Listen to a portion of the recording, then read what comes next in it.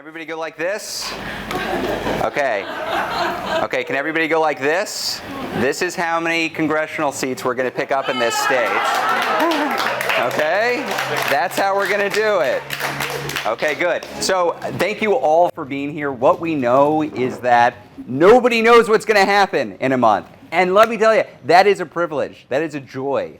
I was a congressional staffer in 2010. I was talking to canvassers yesterday about this.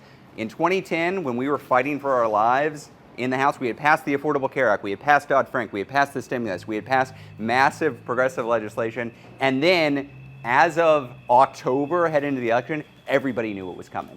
We knew that the defeat was here. We knew the Tea Party was rising. We knew the grassroots energy on the progressive side was not there. We knew the unified Democratic messaging was nowhere to be seen. We were just wondering how bad it was going to be, how many seats we were going to lose. The fact that we are here in a midterm election, the first midterm election for a Democratic president, looking at the opportunity to expand the House majority, expand the Senate majority, is incredible. It's happened twice in the last 100 years, but it's a realistic hope right now.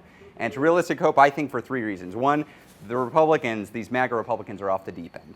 They are wackadoodle. They are far outside the mainstream. The fact that in the 3rd and the 8th there are MAGA extremists on the ballot gives us a shot. Now, MAGA extremists have won before. We had 4 years of Donald Trump. We've seen these wackadoodles win before. It doesn't mean it's automatically in the bag. But then that gets to the second reason I think we got a real shot, which is the Dems actually are getting their, pardon my French, their shit together. They're actually unified in their messaging. Have you ever seen a national election where the Democrats are unified in messaging? What does that even mean? But here we are. Come on. The Democrats are in array. How incredible is that? They're passing student loan forgiveness. They're enacting reforms on weed. They're passing the largest climate bill in American history. I mean, my God, they're getting stuff done, and they're all talking about MAGA extremism. They're saying this is a referendum on their extremism, on abortion, on contraception, on attack on democracies.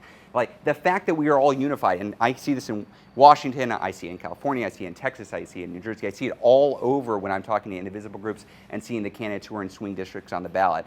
And that brings me to the third reason why we actually have a shot here, which is the work that you are doing here. What we know is nothing is more impactful than voters talking to voters. Canvassing, phone banking, text banking, and postcarding actually works.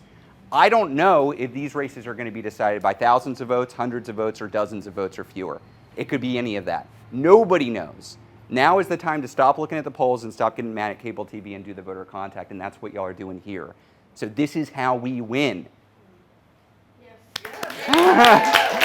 We've got 4 weekends left to actually do this voter contact. I'm traveling all over the country visiting with Indivisible groups in rooms that look exactly like this. So I want you to know the work you're doing here is important, and you're also not alone.